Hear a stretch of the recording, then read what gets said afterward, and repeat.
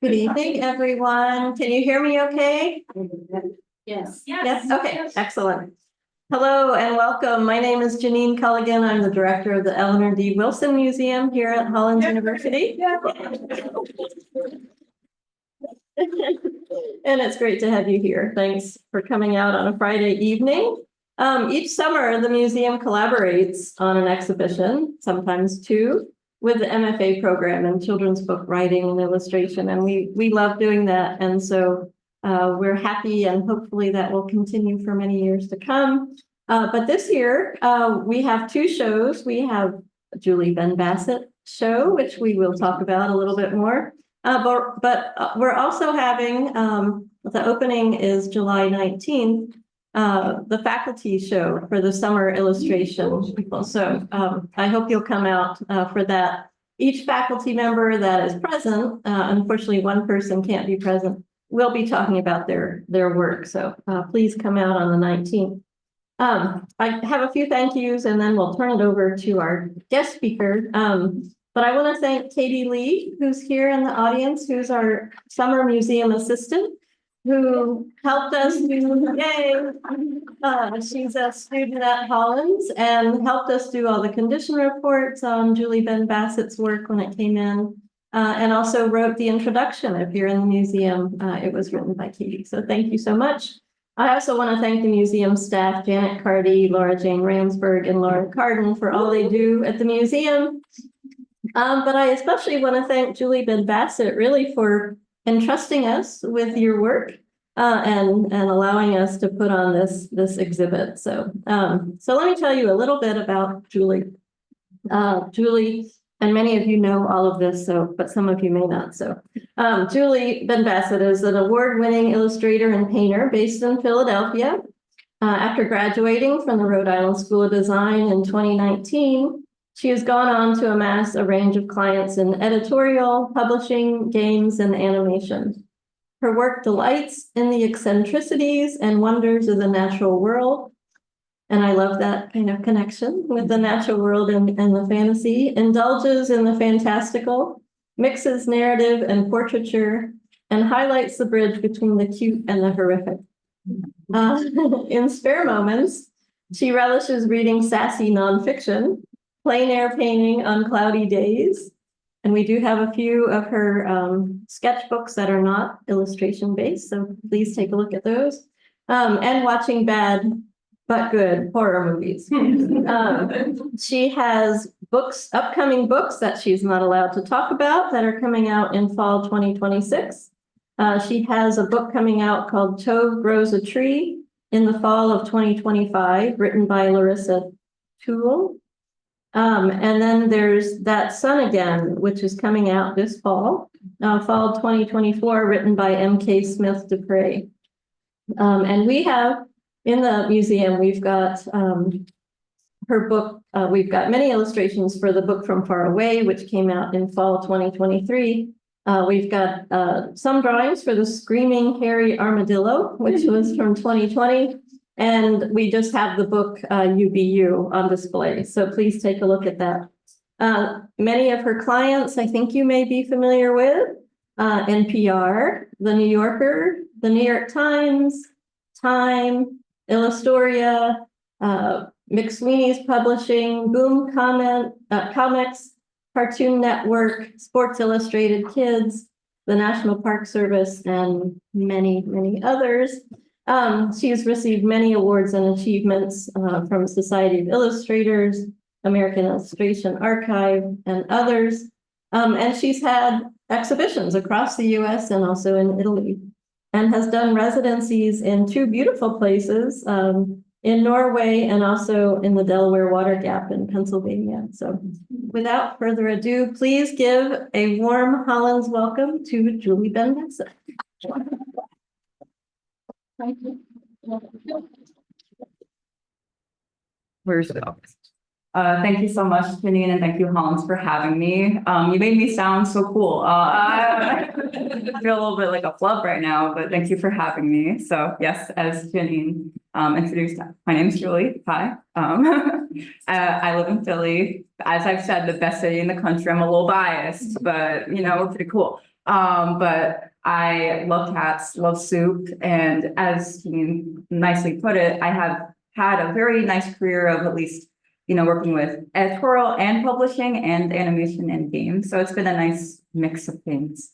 But, like everyone here, we all have something that makes us want to draw. And I started out pretty young. I was really into anime and Pokemon specifically, as you can tell by this monstrous Pikachu and Jigglypuff. Also, if anyone's playing Pokemon Go, please add me as your friend. I walked, but I am here to just do that. But when I was around high school, I started thinking, I'm drawing things. I really like art. I'm taking all the art classes. I want to actually pursue this. So I actually started thinking, okay, maybe I want to go into concept art, visual development. Because that was the things I was seeing. I was seeing really cool movies being made, like Tangled. I was seeing Avatar: The Last Airbender. And low-key, that's one of the reasons I went to RISD, just because one of those guys went there. It's not like a good reason, but when you're in high school, you're just like, that sounds awesome. So I applied with some of these paintings of these two orange little figures. They're kind of hard to see, but they're exploring like a fantastical world. I was very highly inspired by Ghibli too. And during this time, I also hated myself because there was these on the internet, a lot of these challenges to draw something every day for 1 year. And a lot of them were based on certain concepts. Like I remember someone was doing like trees every day for a year. So I was like, what if I based mine off of tea? Because I love tea. So I called them Teetles. I did not know what that meant in British slang, but that wasn't my fault. And it ended up working out. I didn't want to stop drawing after it. I don't recommend doing that your freshman year of college. Sure. But I made it. I made 365 drawings and I learned a lot. And it made me realize that art, besides, loving it, you kind of have to have an endurance. You can't just give up. So before I go into just my college life, I did have some children's book experience before, but it was for, parents of like friends of parents. And I'm not going to lie, like I'm very proud of doing UBU, especially because it was about gender and sexuality, and that's really important.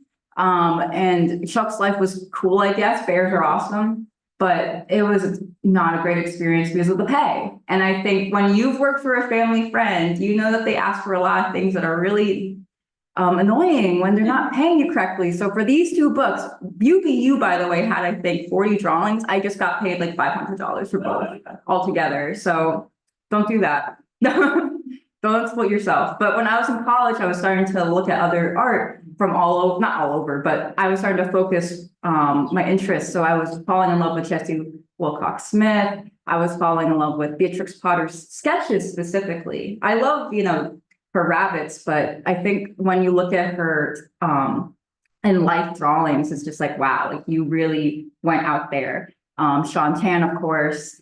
I love Kazuo Oga. He is the background artist specifically for Ghibli films. Oh. So he knows how to paint, and he oftentimes paints from life. So I was falling in love with that aspect as well. It was really funny little things you see in manuscripts, like the illuminated ones. Love those little guys. I loved J.G. Grandville, if you're American, because he makes like animals look funny. Like he knows how to do caricature. And then I was also reconnecting with some of my Jewish art roots, specifically paper art. It's really good. Look it up. It's not as popular as Christian art is, but it slaps, as the youth say. So I was also realizing in school I liked concept art in theory, but I was falling in love with editorial. One, because I thought editorial was a fun conceptual challenge. You get like an article and you have to make it appealing. The image. Oh my God, this is cool. The image right here was for a prompt containing danger. How do you make that concept appealing for someone to want to look at the article, right? And that's what I think the fun thing about editorial is you're condensing a very broad subject into something very specific, and you want to look at it and you want to make people read it. I was also exploring printmaking too. So we shout out to the printmakers out there. Really cool. And I was lucky enough to get some work during school. So this was some of the first work I was doing. One was for, again, the finance magazine. The prompt was like saving early for retirement. And they just kind of let me do whatever because they just need people to read their articles. And the other one was for harmonics, which I don't know if it's in business anymore, but they wanted cards illustrated for different sounds like beat, bass, that kind of stuff. So that's what happened. And junior year was chaotic. So have any of you heard of Mermaid?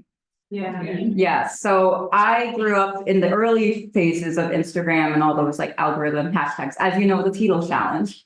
And in my era, I was kind of annoyed at how all the mermaid, it's a mermaid a day hashtag of the month of May. So it's not like a 1 day a year thing. Got that. Sorry, one every day a year.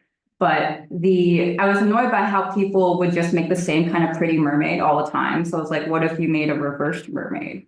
And just made 31 of those. And I ended up making a little zine of them. And they were really successful in the sense of it got enough social media clout that people started reaching out to me. And in the midst of this, my dad actually passed away. So it was like a lot of just feelings of, should I stay in school? Like I'm really stressed out. Grief is a lot.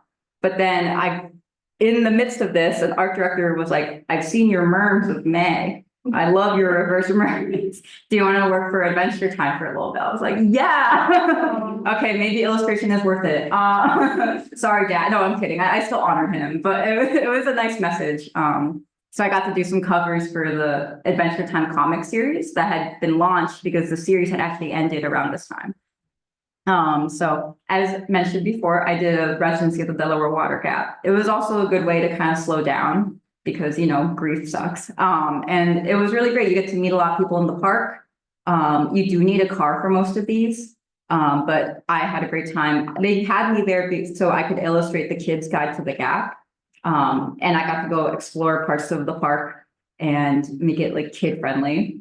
And also made me understand that, maybe Chuck's life and UVU were just, flukes. Maybe I do like making work for children, just in a different way. And this is some of the work I was making in senior year and just realizing my voice. Again, a lot of those odd little creatures I liked, it kind of came out here. I love playing with different mediums. And I just love the way that, ballpoint pen or ink feels on the paper. And I also got a very interesting talk from, how colleges have career services where they come and invite really cool people to talk to you. A big publishing agency came to speak at RISD, and I remember showing them my work. And they looked at my work and they were like, your work is too complicated for children. So I was like, okay, editorial it is. We're not going to touch children's media. So yeah, I graduated. It was terrifying.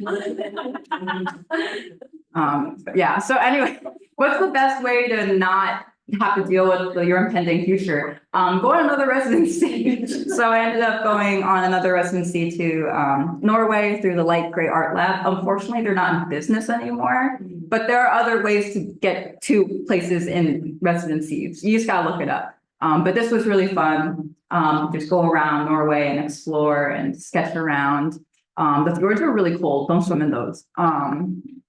And luckily enough, another art director, when I just got back from Norway, had seen my work I had done for the Mermaid. It always comes back. I think the fun thing about art is art directors will come to you with something you did like 8 years ago. They'll be like, can you do this again? You're like, okay, thank you for coming.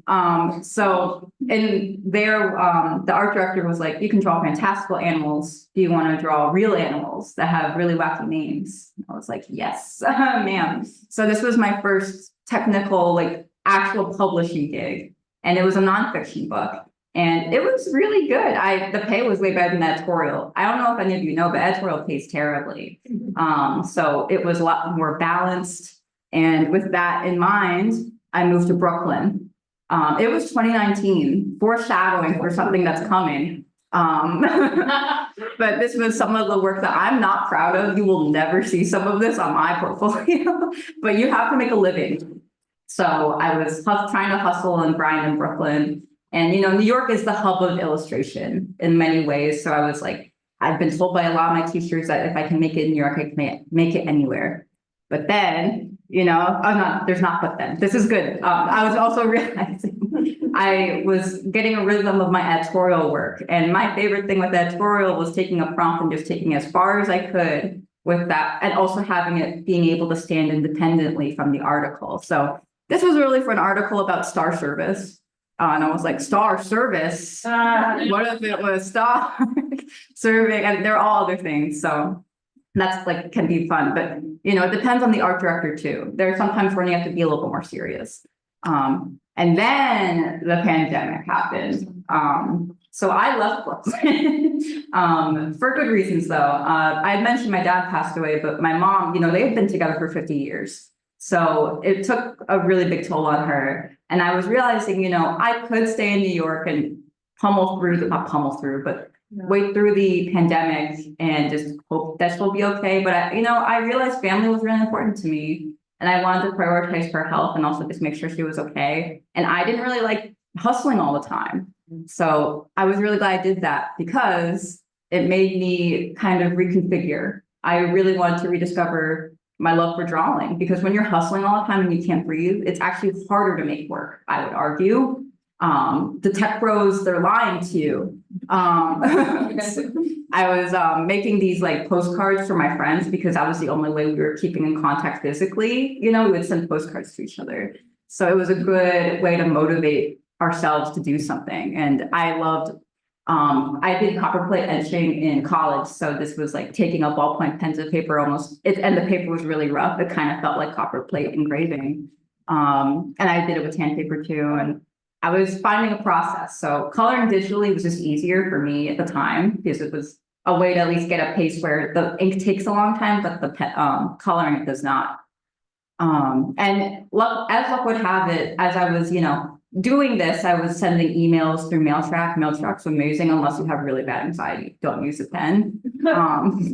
But I was reached out to by Illustoria, which is a really cool children's magazine, and I got to do the cover for their myth magazine, a myth cover, and that was so cool. I got to draw myths from all over the world, and I was realizing, maybe that not publisher, maybe that agency that said I wasn't good at kids media, maybe they were wrong. maybe. And in that, I was also realizing my pace for editorial as well. But they were right. I remember one of the art directors told me, you make good work, but you need to make it faster because editorial will, sometimes it will only be 5 hours and you need to make a piece. And they were right. So if you look at my editorial work now, most of it's digital just because the deadlines are insane. But yeah, I was also through this realizing a niche of book reviews. So book reviews kind of mixes publishing and editorial because you kind of have to read a little bit about the book that's being reviewed and the review of it, and kind of conceptualize it. So I was also realizing I had a love for portraiture, and was getting work through that. So the fun thing about portraiture is that you might have someone like Samuel Adams that only has like one picture of himself, because he's dead, and lived a long time ago. Or you have something like this where I just kind of drew this and I got a really weird email from someone after it was published, like, that's my daughter. And we looked it up, like it was this person's daughter. It was like, did I manifest your child? That's so strange. But yeah, that editorial was fun like that. But through this, I also got asked to do a children's book from China. And it was cool. It was about the history of the Renaissance, and I love history. But it gave me tendinitis because I had to do 16 of these in the span of 6 months. And they had actually increased the time for me because I wasn't technically a Chinese illustrator, a national Chinese illustrator. I was a foreigner. So I feel really bad for the Chinese illustrators living in China right now. And this whole experience made me realize I need someone who can advocate for me because I was really shy. I was like, this is just my first publishing deal. This was, by the way, for around like $6,500, this entire thing, like 16 pages. And that was, again, increased. So international markets can be a big or bad thing. But I realized I need someone who can advocate for me. So that's why I started looking for an agent. I was like, okay, publishing, that one book I did in nonfiction worked out really well. I'm going to start searching. And it was like this for a long time because I didn't know what I was doing. I had went to school for editorial. So through the luck of the draw and just a lot of shopping, like how you guys shop for college classes, I was able to find my agent, Rebecca. And this is an accurate depiction of what she does for me, okay? So, she is so good. She's a shark, and you need sharks for your agents. They can get you better deals. And through that was this awkward teenage progression of just trying to figure out what I'm doing. So we auditioned for this one book about crows and this girl who would have crows give her things. It didn't work out. They didn't want me, but I don't blame them. I didn't know what I was doing. I was treating this as an editorial assignment almost. I didn't know how to breathe life into the book like I knew how to breathe life into an editorial article. So then I got my actual challenge that they wanted me specifically for, and that was the book From Far Away. Are we doing good on time, by the way? Hot sauce. Just, I don't want to waste your time. But so this is a little bit of how I made the book From Far Away. There will be a signing, I believe, July 19th too. So if you guys want to see the book up close, the book is also in the gallery. But how it begins is through your agent. They give them agent a manuscript and they query your interests. So they're like, we have this wordless picture book that's written by someone else. Put a pin in that, written by someone else. And we want you to illustrate it. It's about an alien child and a human child that exchanged books. So it's an alien book and a human book. And I was like, that's really cool and very different from what I've ever done. So cool, let's do it. And these were like my editors. The author was named Bruce. And it was through Minerva Publishing, which is an imprint of Astro Publishing. And I got the manuscript. And I've never done this before for a fiction book. Nonfiction is a little bit easier. It's more in form of, okay, this is a shark, draw the shark. Okay. Fiction is, this is the entire script. How are you going to pull this apart as you are all studying? So I realized with this being a wordless picture book, it is kind of like an editorial assignment because unlike the editorial, you want to read the article after, I'm kind of presenting the article through the drawings itself. So this is the mental gymnastics I was telling myself to make let's say yes to this, okay? And also the pay, but, and also I like the challenge. So wordless picture books, there is a precedent. Thank God for David Wiesner existing. And also books like The Midnight Fair. So I had some people to look to for guidance. And I also was looking outside of my mom's neighborhood. I was still living with her at the time. And I loved how golden and lush her neighborhood was, despite it looking kind of uniform most of the time. And also, luckily, the Space Telescope had just come out with all those really nice images of space. I was like, yes, this was planned. Thank you, God. So I had to decide the book first. Was it going to be science fiction? And by science fiction, did I want to have that science fiction look? Because I was looking at my work and realizing my sensibilities. I don't really want it to look like Star Trek or Star Wars. I want it to look a little bit more old, a little bit more mythical. And I was realizing too, I really like drawing round things. I don't really like straight lines. I don't like sharp diagonals. I love soft. I love round. I'm like, wait, planets are round, galaxies are round. I don't have to go by a standard. I can set the standard myself. So I was just and Bruce's manuscript was cool because I think we realized that he was trying to rethink a science fiction book as well, because he set the entire thing during the day for the most part. And that's pretty rare for alien books. Most of them are at night, like as ET. So I based it off a lot of it of my mom's neighborhood, like the bushes and the greens and the beautiful way the light would hit different buildings. But then I had to think, what would this alien look like? I don't want to look like that.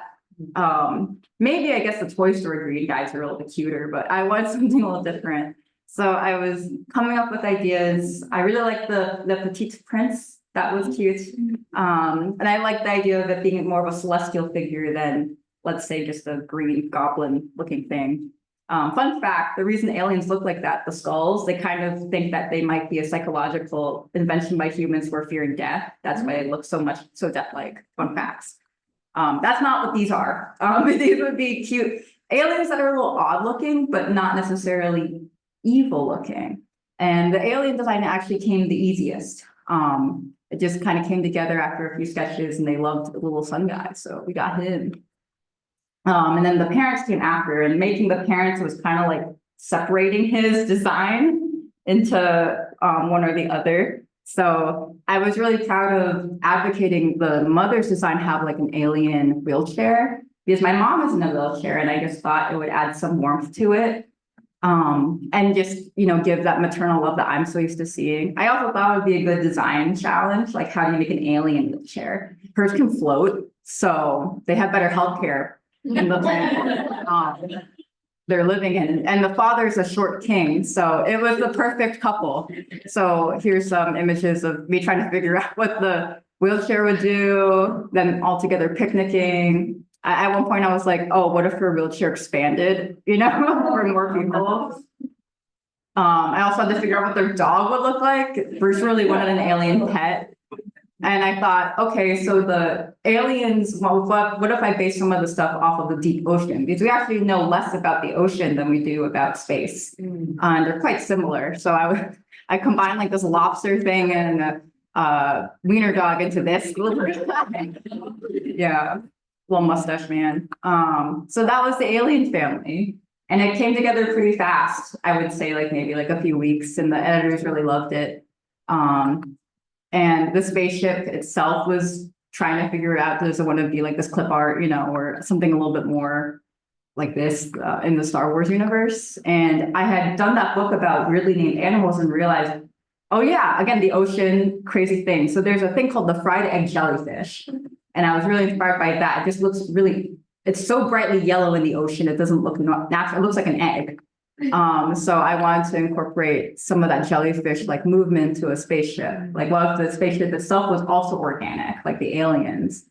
And I had also looked at when I was doing the Renaissance book, they mentioned the guy named Tycho Brahe. I don't think I'm saying his name right because he's Scandinavian, but he used a lot of astrolabes to measure different things in space. So I really like the look of that.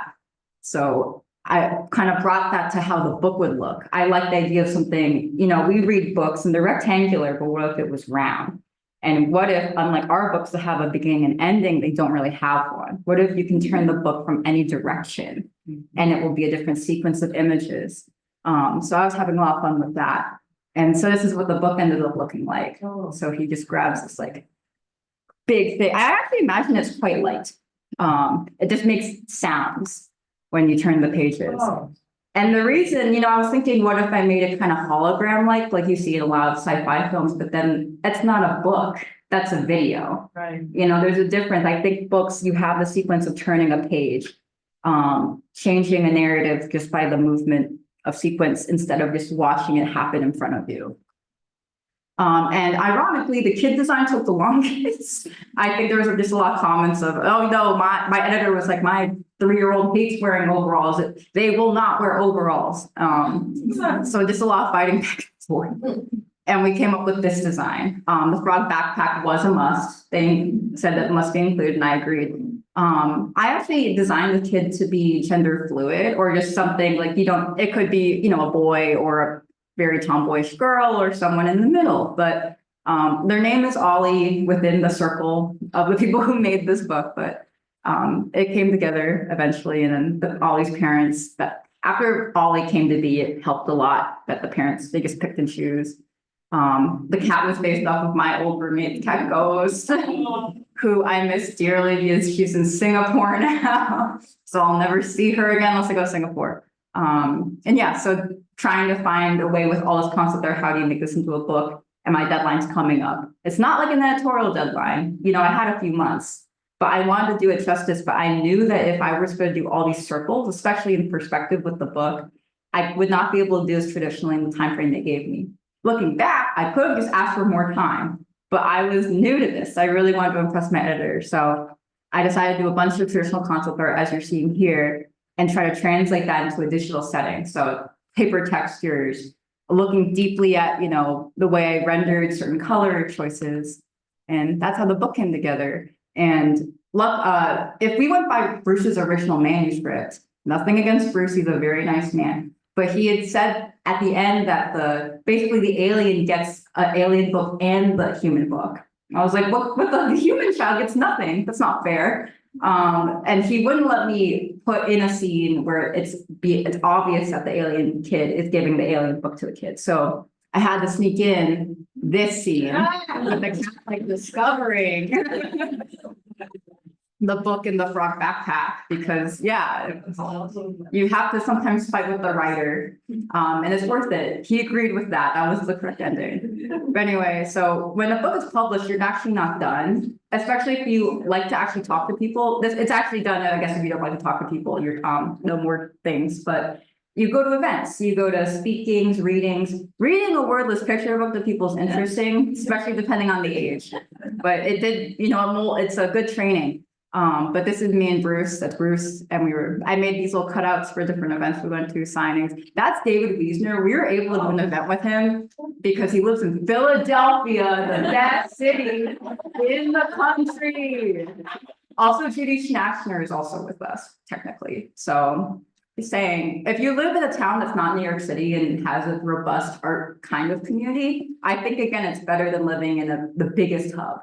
Because you actually get to meet people and see who they are. No offense to New York people. New York is good. I like their bagels. But you get to do events, meet people, sign. And if you're lucky too, and you have things to give to bookstores and make good relationships with them, this is Books of Wonder. I made a little stand for them with all the little cutouts. So that's something, especially for those of you who are 3D oriented, like, oh, I want to actually like decorate and like I have a local bookstore that really likes my work. So here's some of the upcoming things I'm working on. There's that sun again. I gave myself more time for this one because I knew I was doing this. You learn from every book. Like this book taught me a lot more about how I use graphite. So I use graphite for the base of it. I still colored it digitally, but I really tried to get that feeling of the concept art into the feeling of that. Tove Grows a Tree. That's with Larissa Rule, and it's about a girl who grows a tree on her head. And that's a chapter book. So I'm actually doing this all digitally, but I'm really trying to make sure the line art stays crisp. So it accentuates the chapter book. And this is Mungo. He's a little fox. We have to wait because Matthew Burgess, the author, is publishing too much and he's trying to separate his works through years. But he's coming. But this is, before I go, I wanted to say what I've learned over my own artistic practice. This is not me trying to be a lifestyle guru. I hate those people. This is more this is what I tell myself every day to keep myself sane. Okay. And art is a physical, mental, and an intimate practice that is made to connect. So one, we're just soup dumplings with bones. Like you got to take care of yourself. I've had like migraines this year, terrible. If I had kept pushing myself, I wouldn't be here right now. This has to be tendonitis. You need your hands to work. And you don't want to be those people who die early because they didn't take care of themselves, And, I'm a big fan also of sketching, plein air painting, taking pictures, documenting, just anything, just taking record of your life, because not only are you practicing your technical skill, you're also practicing, memory, how to recall something when you want to invoke it in a piece. Community, not competition. And that is specific. I mean, Hawkins, I feel like you guys have it. The community here is really nice and strong, but there's also times I think where you compete with yourself and the expectations of yourself. I know I do. It's a big problem. And you just kind of have to be kinder to yourself. And also be kind to others. I think sometimes when you put so much standards on yourself, you realize that you're putting standards on others as well that they never asked for. And also make bad art. I dare you. It's really freeing once you've made a really bad drawing. And do I listen to my own advice? Yes, I do. Look at that drawing. I'm not proud of it, but I made it. I also like the plein air, so that's one. And we're recording moments with my mom, it's important. And for her birthday, I gave her this little Post-it note. And if I had stuck to these like really immature feelings of, oh, it's not good drawing, it's stupid, I wouldn't have made this cute little thing that she has to remind herself of. Remind herself of me of, And in regards to also creating a community, I mentioned the postcard. So every year I make a postcard. This year it's the turkey lady because I kept seeing turkeys in my backyard. But I think that's rewarding. You make art not just for yourself, but for others. And that's honestly illustration, you know. If we only made art for ourselves and you're a fine artist, and there's nothing wrong with it. Please don't come after me, Jeff Koons. But I think that's our cultural capital, is how we create work for others and ourselves, and work that connects from our inner being to another person's inner being. And yeah, if you want more bad okay takes, my comics, or just updates, follow me on my the Substack I use, because I like Instagram, but I don't like how it's becoming grosser. So Substack is a lot better, and there's a lot more publishing people on Substack too. So yeah. Thank you for having me.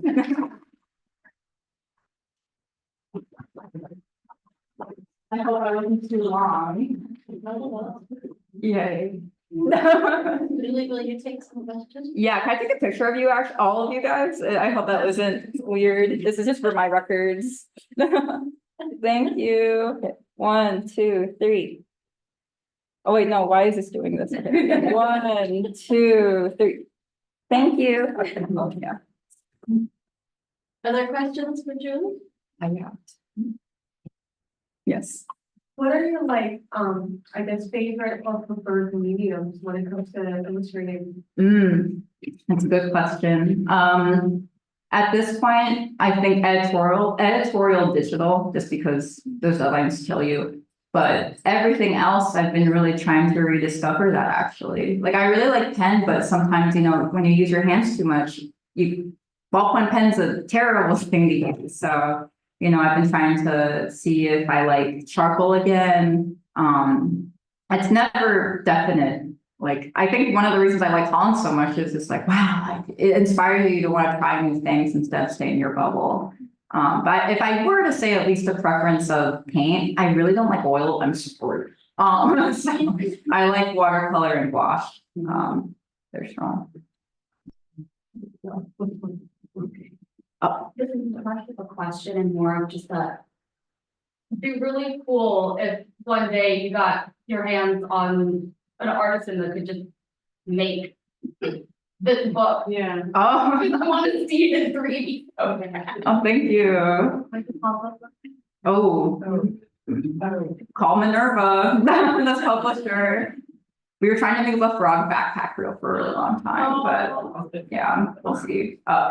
Rain and then January. Yeah, I just had a question about this right here. Was Yeah. this just something you made for yourself, or was this attached to like the project of the book?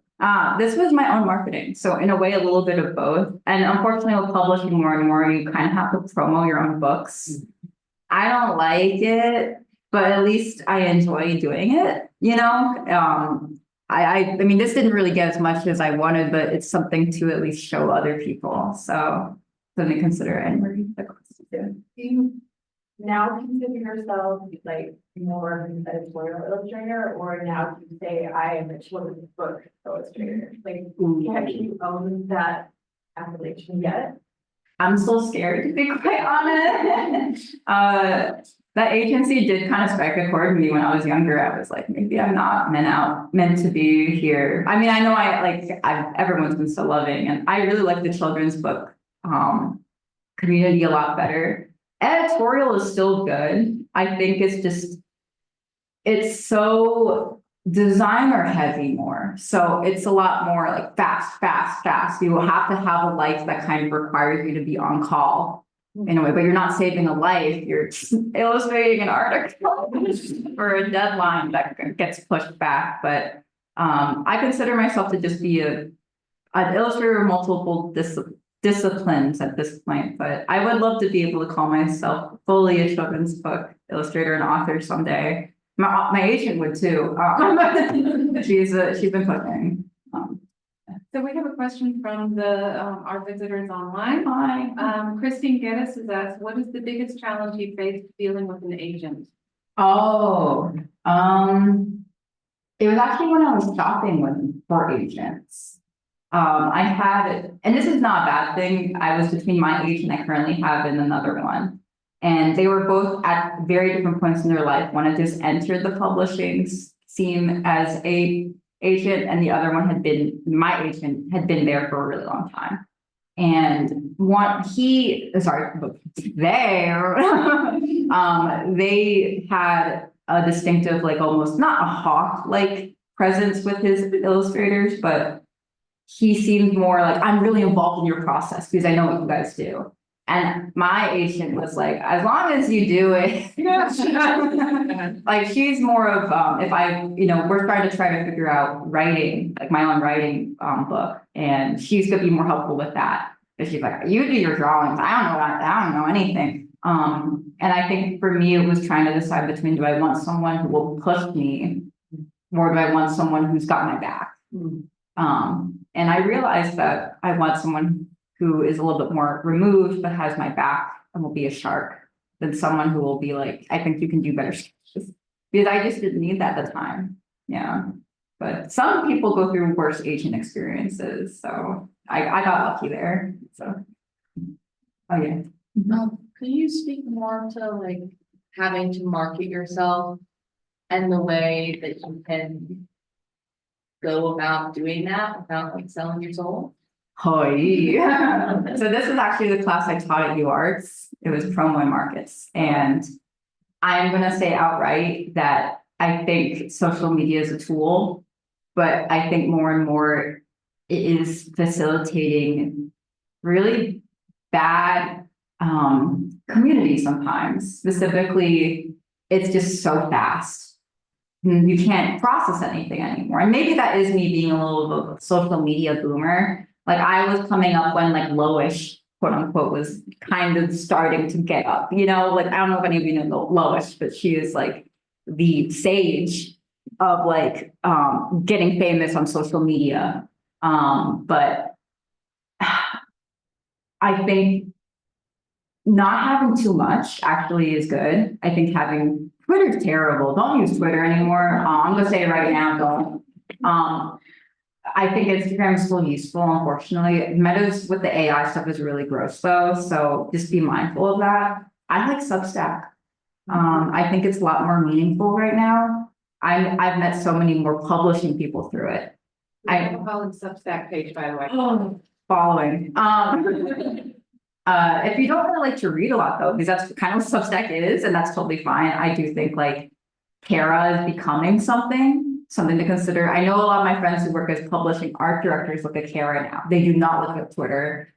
Tumblr's chaotic, but why not? DeviantArt sold their soul to the devil, so don't do that.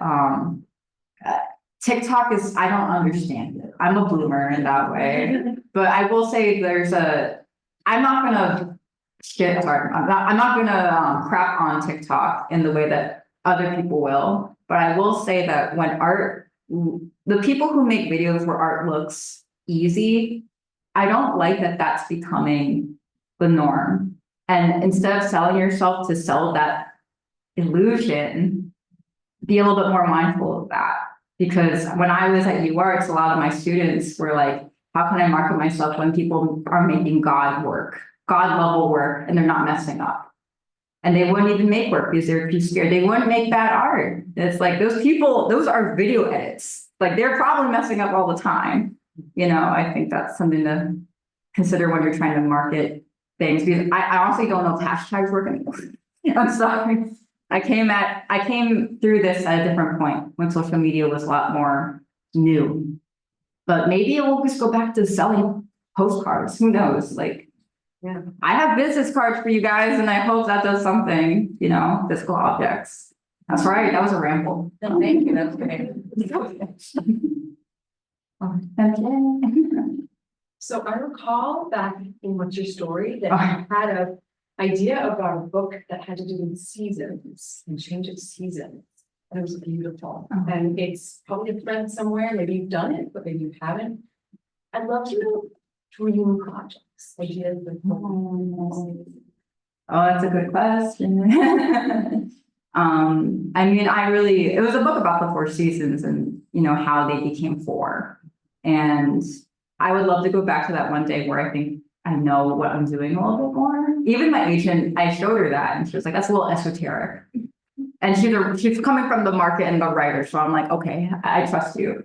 But if I could illustrate something about this little character I'm doing, and it's hard because I don't know how to. I think of images kind of like C.S. Lewis does without the Christianity part. The image first, and I have this little character. I think I made him in your class. His name was Tog then, but his name is Bean, and he's this cute little bean.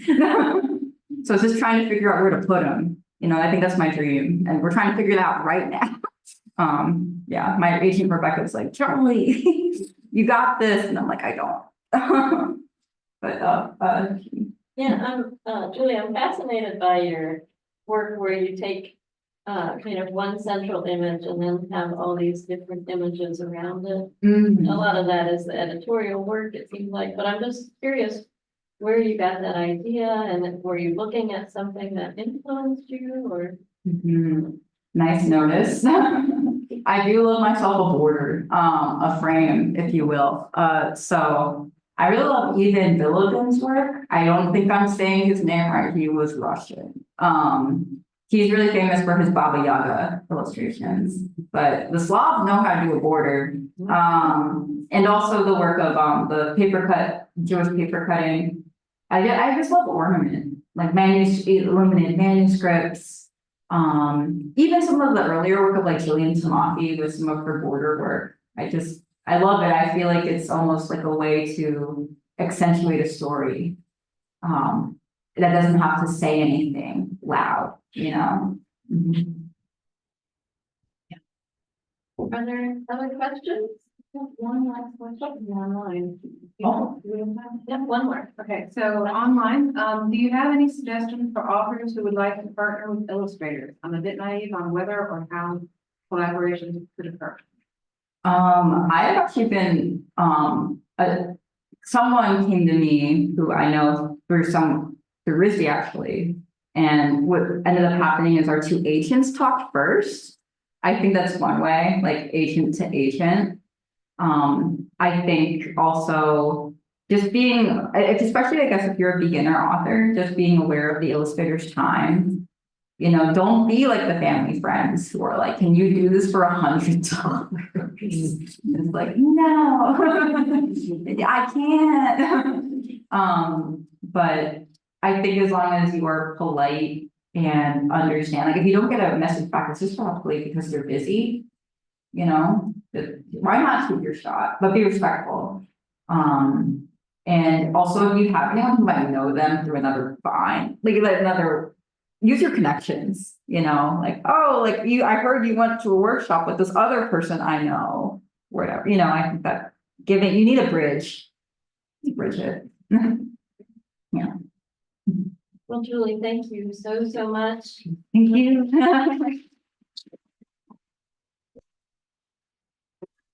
Thank you.